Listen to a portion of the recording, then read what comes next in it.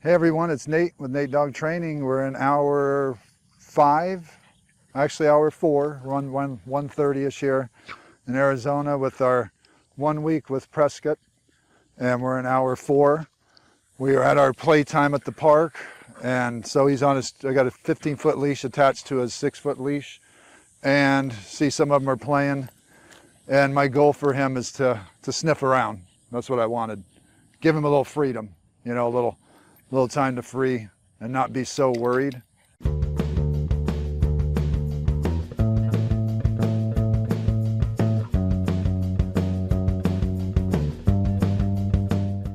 So this is good.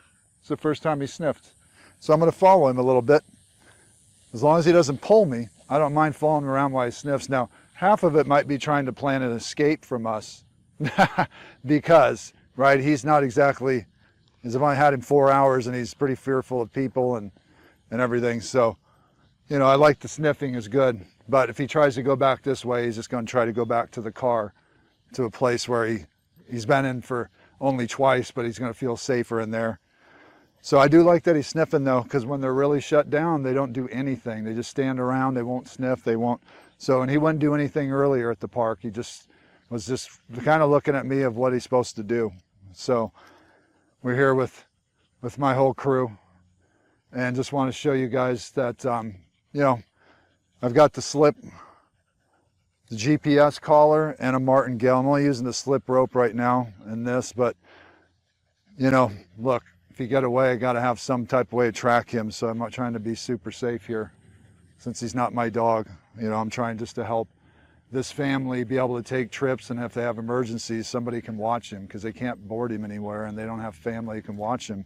And if they did, they wouldn't be able to, because he doesn't trust anybody. So this is for a week, and then for the future, you know. So every day I'm going to bring to you, you know, I'm treating it as if I'm bringing a new rescue dog home, and I'm showing you exactly what I do, whether he's here with a week or with me for life. I'm just showing you the progression. So, you know, as you see at home, you'll see the stuff we're doing there, and how, you know, this is only 4 hours in. The 2 of them are going to play. They're waiting for the ball to play ball. If it looks like I'm strapped here, it's just tennis balls and dog crap in my pockets. So yeah, it's just the stuff. I want you to see that it's not always just going to be party time, right? There's this adjustment period, and letting them try to figure it out is the worst thing you could do. Letting him drag you around this park on a 6-foot leash, or even on this, it would be the worst thing you could do. It's going to undo any leash training you're trying to do. Allowing a dog to pull you and sniff stuff is a reward. So the pulling is being rewarded from the sniffing. The sniffing is a great reward. So that's looking to leave, that look right there, you know.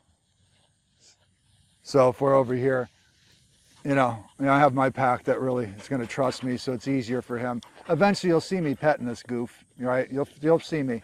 It's just going to probably take a few days to fully trust him. I'm not even going to attempt to try to pet a dog that's that state of mind. I don't want to be related to being fear, moving away from me, right? So far, the 5 hours he's been with me, I have not tried to even pet him, and it's working to it'll always work to your advantage to play hard to get. It's way better for the dog too. There's no pressure. The more that you try, or you're going to let them figure it out, which is the video I'll talk about when I get home, of this progression of I'll show you that stuff of, if you let them go hide, it's the worst thing you could do. It shows your lack of knowledge and lack of leadership, and they're not going to figure it out. They're going to figure out you don't know what you're doing, and they're going to keep avoiding, and that's when you're going to lose. You have to be, and show them they have to do it. You have to be in control at all times. Where to rest, when to play, when to do this. So, you know, it's good. I like this. He's staying around. This is a lot faster than I thought it would be. So, as far as progressions, there's kind of the wanting to leave. If he was sniffing, I wouldn't mind following. If there was, you know, but what I wanted to say is, as long as there's some slack like this, I don't mind following him, because they're not pulling me. He's not pulling me. He's just, he's good, he's smelling a tree. So as long as they're not pulling you, then this won't undo any leash training I'm trying to do, which is, right, they should always be here with the head even like somebody's hand, until given permission to sniff, play, pee, meet, Otherwise, remember, 2-year-old child brain should be right here in control until you decide what they need to do, because these animals don't make great choices because they don't have a frontal lobe, just like a 2-year-old. They're just impulse. There's no impulse control. So it's up to us to do that.